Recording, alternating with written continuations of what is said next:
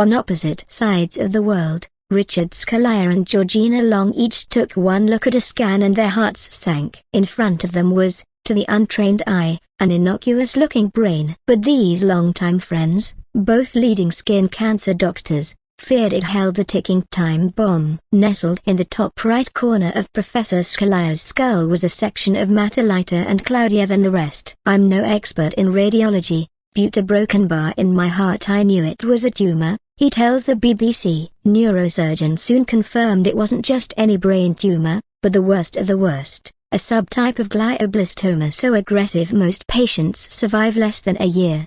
Devastated but determined, he and Professor Long set out to do the impossible, to save his life by finding a cure. And it may sound crazy, but the Australian researchers have done it before, with melanoma. "It didn't sit right with me, a broken bar, to just accept certain death without trying something," Professor Scolyer says. "It's an incurable cancer? Well, bugger that." 30 years ago, when Professor Scolyer and Professor Long met as bright, young doctors, advanced melanoma was a death sentence. But that's exactly what drew them to it. Australia has long had the highest rate of the skin cancer on the planet, and where many saw a daunting challenge, they saw potential. Back when I was doing the cancer block, the most challenging patients to see were the ones with advanced melanoma. It was heartbreaking, Professor Long says. "I wanted to make a difference." Today, it's near impossible to overstate their impact on the field. Anyone who gets a diagnosis or treatment for melanoma worldwide does so because of the work pioneered by the Melanoma Institute that they now lead. Over the past decade, their team's research on immunotherapy, which uses the body's immune system to attack cancer cells, has dramatically improved outcomes for advanced melanoma patients around the world. Half are now essentially cured, up from less than 10%. That breakthrough, or as Professor Long calls it, penicillin moment, is now being applied to many other cancers, saving even more lives. It has made the duo national treasures. Almost every Australian would know someone impacted by their work, and this year they've been jointly named as the Australians of the Year.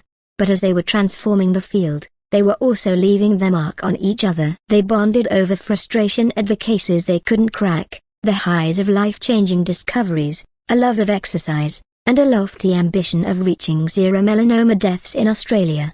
"We're very different but very similar in that sort of far broken bar roll up your sleeves, get things done way," Professor Long says. Eyes shining, the medical oncologist rattles off a list of qualities: brave, honest, upbeat, driven, which make Professor Scolyer the dream colleague and friend.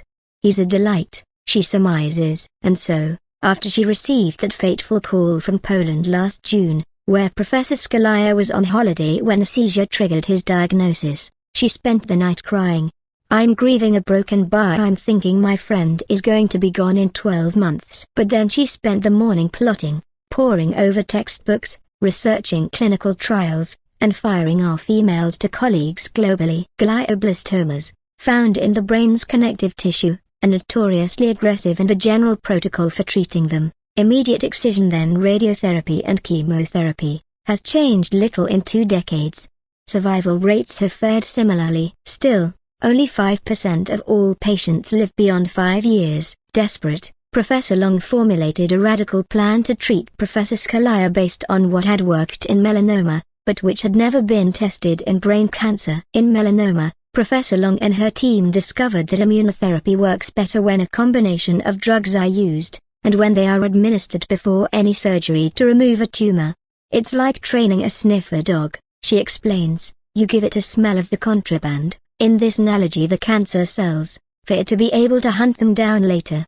Professor Scolyer jokes that trying the treatment was a no-brainer, but it comes with huge risks. Some oncologists were skeptical that the drugs would reach his brain at all, and even if they did, that his immune system would respond, and they worried the experiment could kill him faster. Many brain cancers grow so rapidly that even a 2-week delay to surgery could mean it's too late to operate, they said. Immunotherapy drugs are quite toxic, especially when mixed, so he could be poisoned, and if either of those things caused the brain to swell, he could die instantly. At-home colleagues quietly shared fears Professor Long's emotional ties were clouding her judgment. They were saying a broken bar, just let the neuro-oncology experts do their thing and be his friend, she says. "But, he needs use a broken bar. We have all this depth of knowledge, It's our duty. And so, under the care of Professor Long and a team of experts, Professor Scolyer became the first brain cancer patient to ever have combination, pre-surgery immunotherapy. He is also the first to be administered a vaccine personalized to his tumor markers, which boosts the cancer-detecting powers of the drugs.